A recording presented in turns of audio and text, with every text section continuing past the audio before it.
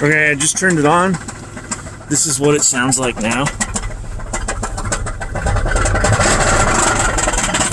Really bad. So, if you feel like replacing the engine and redoing some upholstery and fixing the back window, and it won't even idle if you put the supercharger belt on. That's how screwed up this is.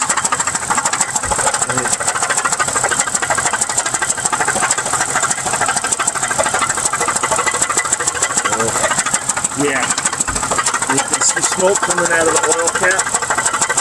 There's a bad piston in there, man. It needs a new engine. But it still starts. I had to jump it. But the alternator's good. The supercharger's good. Although it puts too much drag on this fucked up engine. And the transmission's good. I was able to roll it around the parking lot. And I mean, it still shifts when I stop driving it, so this is the status of the $100 car.